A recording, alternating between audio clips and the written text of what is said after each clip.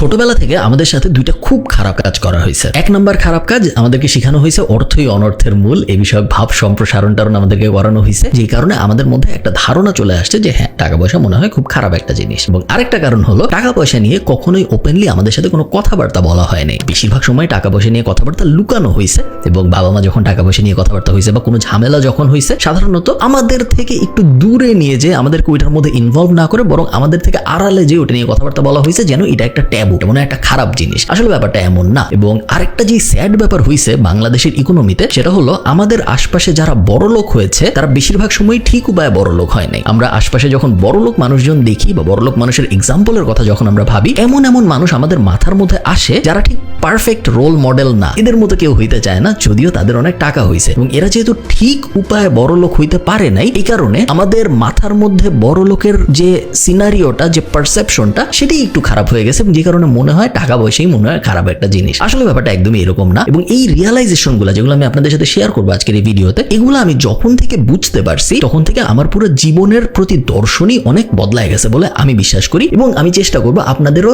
জীবনের প্রতি দর্শন যেন আমি একটু বদলাইতে পারি এই ভিডিওটার মাধ্যমে। যে ভয়ঙ্কর ব্যাপার আমাদের মাথার মধ্যে ঢুকানো হয়েছে, সেটা হলো মানি এবং হ্যাপিনেসের বিষয়ে একটা ডিবেট। মানি কি হ্যাপিনেস? টাকা কি সুখ আনে? Is money happiness? Will money bring happiness? এই যে আলাপটা, এটা পুরোই একটা আজাইরা আলাপ। এই আলাপের কোনো মানে নাই। এই আলাপ সাধারণত দুই ধরনের মানুষজন করে। এক ধরনের মানুষজন যারা জীবনে ব্যর্থ, যারা জীবনে তেমন কিছু করতে পারেনি, এবং তারা এই ব্যাপারটার মধ্যেই সুখ খোঁজার চেষ্টা করে, যে যেই ব্যাপারটা আমি অ্যাচিভ করতে পারি নাই, ওই ব্যাপারটা মনে হয় অ্যাচিভ করার মতো ভালো কিছু না। কথা সত্য না? মানি এবং হ্যাপিনেসের বিষয়ে অনেক ধরনের ফিলোসফি আছে, খুব জনপ্রিয় একটা টপিক। বাট একদম বয়েল ডাউন করে যদি আপনি খুব সিম্পলি চিন্তা করেন, মানি আপনাকে হ্যাপিনেস দিবে, বাট নট ডিরেক্টলি। মানি আপনাকে হ্যাপিনেস দিবে by allowing you to be able to do what you want to do. আমি এক্সপ্লেইন করি। মনে করেন আপনার হ্যাপিনেস আসে বাগান করায়। আপনি ছাদে বাগান করতে পারলে বা আপনি বারান্দায় বাগান করতে পারলে আপনার অনেক ভালো লাগে। আপনি তখনই বারান্দায় সারাদিন বাগান করতে পারবেন বা ছাদে সারাদিন বাগান করতে পারবেন, বিশাল একটা ফার্ম কিনে আপনি সারাদিন বাগান করতে পারবেন, যখন আপনার ফাইন্যান্সিয়াল ফ্রিডম থাকবে, যখন আপনার টাকা থাকবে। কারণ টাকা আপনাকে আপনার সময় ফেরত দেয়। টাকা যেহেতু আপনাকে আপনার সময় ফেরত দেয়, এই কারণে তারপরে আপনি আপনার ওই সময় দিয়ে যা করবেন, ওইটার থেকে হ্যাপিনেস আসবে। সরাসরি টাকার থেকে হ্যাপিনেস আসবে না। এটা একটা খুব বড় ধরনের ভুল ধারণা, যেটা আমরা একদম ক্লিয়ারলি বুঝতে পারি না অনেক সময়। মনে করেন আপনার ট্রাভেল অনেক পছন্দ, টাকা দিয়ে আপনি ট্রাভেল করবেন না। টাকা দিয়ে আপনি এমন কিছু করবেন যাতে করে আপনার সময় বাঁচে, যেই সময়টা দিয়ে আপনি ট্রাভেল করতে পারতেছেন। So directly money will not bring you happiness, but money আপনার জীবনকে এমন একটা জায়গায় নিয়ে যাবে, মানি আপনার জীবনকে এমন একটা ফ্রিডম স্টেজে নিয়ে যাবে, যখন আপনি আপনার সময়কে, আপনার হ্যাপিনেস আসে যেই জিনিসটায়, ওই জিনিসে ব্যয় করতে পারবেন। ওই জিনিসে ব্যয় করার মতো এনাফ সময়ও আপনার থাকবে, এবং ওই জিনিসে ব্যয় করার মতো এনাফ অর্থও আপনার থাকবে। এই কারণেই পৃথিবীর বেশিরভাগ বড়লোক মানুষ সুখী। পৃথিবীর বেশিরভাগ বড়লোক মানুষ এই জন্য সুখী না কারণ তার ব্যাংক অ্যাকাউন্টে কোটি কোটি টাকা আছে। ব্যাংক অ্যাকাউন্টে কোটি কোটি টাকা থাকার কোনো মানে নাই। আপনার ব্যাংক অ্যাকাউন্টে 1 কোটি টাকা আছে ভার্সেস আরেকজনের ব্যাংক অ্যাকাউন্টে 10 টাকা আছে, দুই জায়গায় ব্যাংকের লাভ বা ব্যাংকের ক্ষতি। আপনার কি? টাকা তো কাগজের মধ্যে একটা নাম্বার ছাড়া আর কিছুই না। বাট টাকার ভ্যালুটা তখনই হ্যাপিনেসে কনভার্ট হয় যখন আপনি ওই টাকাটার ভ্যালুটাকে ইউটিলাইজ করে হয় আপনার সময় ফেরত আনতেছেন, অথবা আপনার যেই কাজে হ্যাপিনেস আসে ওই কাজটা আপনি টাকা দিয়ে করতে পারতেছেন। So yes, long story short, money does bring happiness. এই ব্যাপারটা না খুব অবভিয়াস, বাট মানুষজন বেশিরভাগ সময় বুঝে না যে the value of money is in spending it. আপনার টাকার উদ্দেশ্যটা জীবনে বুঝতে পারাটা জরুরি। আপনার একটু আগে যে ব্যাপারটা বলতেছিলাম, ওই ব্যাপারটা কিন্তু ভয়ঙ্কর ধরনের সত্য, এবং এটা মানুষ বুঝে না। টাকা কিন্তু সঞ্চয় করার জিনিস না, টাকা বিনিময় করার জিনিস। হ্যাঁ, আপনি টাকা সঞ্চয় করবেন না এটা আমি বলতেছি না। হ্যাঁ, আপনি টাকা সেভ করবেন, আপনি টাকা ইনভেস্ট করবেন, সবই করবেন। বাট প্রাইমারিলি টাকার মূল কাজ হইল বিনিময় করা। টাকা আবিষ্কারই হয়েছে বিনিময় করার জন্য, যেন টাকার বদলে আপনি আপনার যা লাগবে সেটা নিতে পারেন। আপনি যদি এমন কেউ হন যে টাকা আয় করে জাস্ট টাকা জমানোর জন্য, তাহলে আপনি আপনার জীবন একদম পারফেক্টলি লিড করতেছেন না। আপনার জীবন এইভাবে লিড করার কথা না। আপনার জীবনে টাকার মূল ভূমিকা হওয়া উচিত এটাকে কনভার্ট করে হ্যাপিনেসে নিয়ে আসা। কারো কারোর জন্য এই হ্যাপিনেস আসে নতুন একটা মোবাইল থেকে, কারো কারোর জন্য এই হ্যাপিনেস আসবে নতুন একটা বইয়ের থেকে, কারো কারোর জন্য এই হ্যাপিনেস আসবে নতুন একটা ট্রাভেল প্ল্যান থেকে। বাট এই হ্যাপিনেস আনার সময় আপনার রিজনেবল হওয়াটাও অবশ্যই গুরুত্বপূর্ণ। আপনার ব্যাংকে আছে 10 টাকা, আপনি এখন প্ল্যান করে ফেললেন 200 টাকার, এরকম হইলে হবে না। বাট ওই 10 টাকার মধ্যে আপনার 5 টাকা বা 6 টাকার প্ল্যান করতে হবে। পুরো 10 টাকাই জমায় রাখা খুব একটা বুদ্ধিমানের কাজ না, কারণ জীবন খুব আনপ্রেডিক্টেবল। আপনি এমন একটা অবস্থায় যেতে চান না যখন আপনি হঠাৎ করে মরে গেলেন ব্যাংকে অনেক টাকা পয়সা রেখে। এটার কিন্তু কোনো মানে নাই জীবনে। Third, how you make money is very very important in the long run. আমরা এমন একটা সময়ে বসবাস করতেছি, এমন একটা যুগে বসবাস করতেছি যেখানে এভরিথিং ইজ ডকুমেন্টেড। আমরা কিন্তু ওই আমলে এখন আর নাই। 300 বছর 400 বছর আমলে ব্যাবিলনের র্যান্ডম একটা জায়গায় র্যান্ডম একজন কি করছে কেউ জানে না। ওই যুগে কিন্তু এখন আর আমরা নাই। এখন সবাই সব জানে এবং সব ডকুমেন্টেড। 40 বছর পরে বা 30 বছর পরে যে আপনি এরকম একটা দিন দেখতে চান না যখন আপনি মানুষকে বলতে পারবেন না যে আপনি কিভাবে আসলে আপনার টাকা আয় করেন। বড়লোক হওয়া যে উচিত এই বিষয়ে অনলাইনে বাংলাদেশে আমার থেকে বেশি কথা কেউ বলে নাই। অনলাইনে যে টাকা পয়সা নিয়ে কথা বলা যায় এই ব্যাপারটাই হয়তো আমি জনপ্রিয় করার একটা ভূমিকা রাখছি বলে আমার মনে হয়। এখন অনেক মানুষ টাকা পয়সা নিয়ে কথাবার্তা বলে। আমি যখন কথাবার্তা বলা শুরু করছি টাকা পয়সা নিয়ে 2017-18-তে, তখন এত মানুষ কথাবার্তা বলতো না। বাট টাকা পয়সা আপনি কিভাবে আয় করতেছেন এটা equally important if not more. যে টাকা আয় করার সাথে যখন আমরা এই ব্যাপারটা কম্পেয়ার করি, তার কারণ যেটা আমি ভিডিও শুরুতে বলছিলাম, এরকম অনেক মানুষ আমরা চিনি যারা আমাদের থেকে অনেক অনেক অনেক অনেক বড় লোক। তারা লুকায় থাকে, তারা কথা বলতে পারে না, তারা কোনো একটা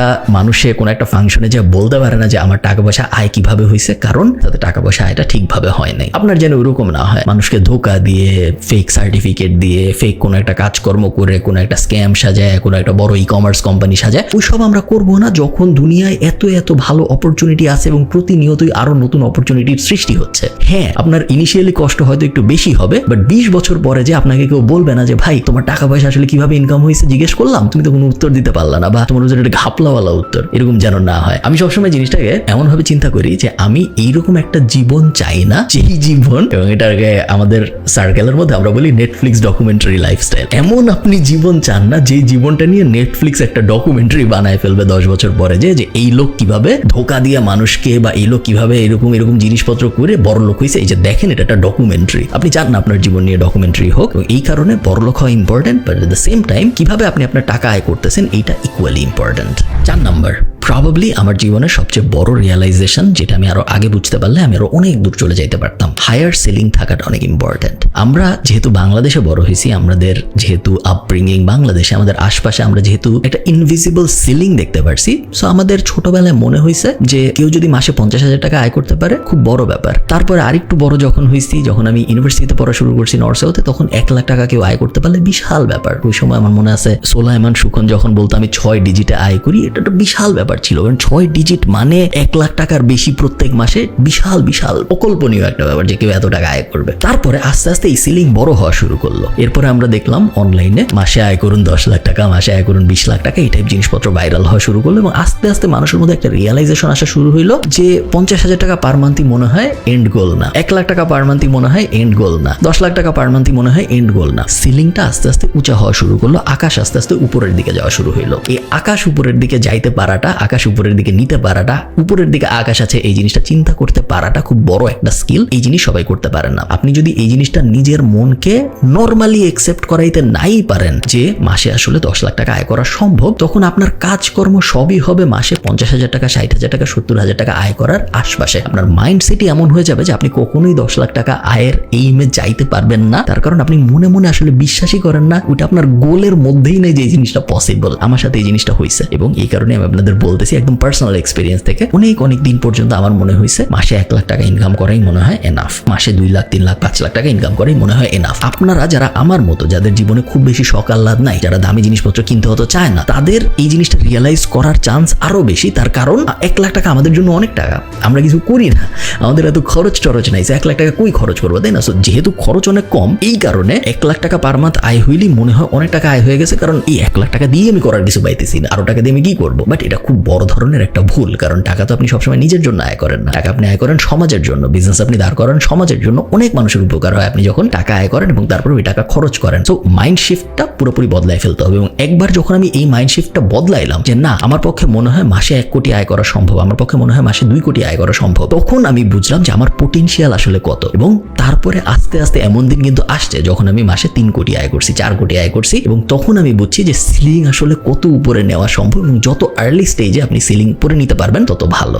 যতক্ষণ পর্যন্ত আপনার বয়স 40 হয় নাই, সো 38, 39, 40 এই স্টেজ পর্যন্ত জিরোর থেকে নিজের উপর ইনভেস্ট করার থেকে বেটার রিটার্ন অন্য কোনো কিছু দেয় না, এবং এটা ম্যাথমেটিক্যালি প্রুফ করা সম্ভব। বাংলাদেশে সবচেয়ে ভালো রিটার্ন কারা দেয়? বাংলাদেশে সবচেয়ে ভালো রিটার্ন দেয় সঞ্চয়পত্র বা পেনশন প্ল্যান, এই ধরনের জিনিসপত্র। তারা কত ধরনের রিটার্ন দেয় আপনি বলেন? কত পার্সেন্ট? 10%, 11%, 12% ম্যাক্স।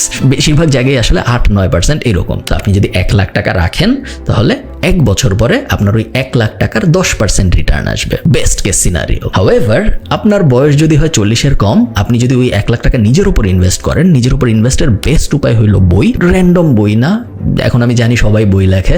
আমি যখন এই ভিডিওটা করতেছি তখন বই মেলা চলতেছে, এবং বই মেলার যে ব্যাপারটা ছিল আমি যখন ছোট ছিলাম ওই ব্যাপারটা এখন আর নাই। আজে বাজে বই লেখে মানুষজন। বই মেলা নিয়ে এক্সাইটমেন্ট সেরকম কাজ করে না মানুষের, এবং বেশিরভাগ সময় নেগেটিভ কারণে বই মেলা জনপ্রিয় হয় আমি এখন দেখি, উইচ ইজ ভেরি স্যাড। নিজের উপর ইনভেস্ট করার বেস্ট উপায় সবসময় বই মনে হয়েছে আমার, এবং এখনো আমার তাই মনে হয়। বইয়ের পরে হয়তো কোর্সের দিকে যেতে পারেন, বা আপনি যদি ফিজিক্যালি কোনো কিছু শিখতে পারেন। নট অলওয়েজ নেসেসারিলি টাকা আয় করা বা বিজনেস দাঁড় করানোর ব্যাপারেই শিখতে হবে। নিজের উপর যে কোনো ধরনের ইনভেস্টমেন্ট আপনাকে ওই 10%-এর থেকে বেটার রিটার্ন দিবে টিল অ্যাবাউট 40। একবার যখন আপনার বয়স 40 হয়ে যাবে, এরপরে আপনি নিজের উপর যতই ইনভেস্ট করেন আপনি দেখবেন নিজে আপনি আর অত ভালো ইমপ্রুভ করতে পারতেছেন না নিজেকে। ইমপ্রুভমেন্টের রেট 40-এর পরে আস্তে আস্তে কমা শুরু করে, এবং তখন আপনি দেখবেন আপনার কোনো কিছু শিখতেও অনেক কষ্ট হচ্ছে, আপনার কোনো কিছু বুঝতেও অনেক কষ্ট হচ্ছে। স্পেশালি নতুন জিনিস, যে জিনিস আপনার আগে কোনো ধারণা ছিল না, ওই জিনিস এখন আয়ত্ত করতে অনেক অনেক বেশি কষ্ট হচ্ছে 40-এর পরে। যে ওই সময় আপনার জন্য, আপনার কাছে যদি 1 লাখ টাকা থাকে, সঞ্চয়পত্র বেটার মেন হয়, কারণ সঞ্চয়পত্র আপনাকে তখন 10% দিবে, এটলিস্ট 10% দিবে। আপনি নিজের উপর ইনভেস্ট করলে হয়তো 10% তখন আর পাবেন না, বাট যতদিন পর্যন্ত আপনার 40 হয় নাই ততদিন নিজের উপর ইনভেস্ট করলে কম্পাউন্ড ইন্টারেস্টের হিসাবে আপনার 50, 60, 100, 150, 200, 1000% রিটার্নও আসতে পারে। এই জিনিসটা আমরা কখনো বুঝি না,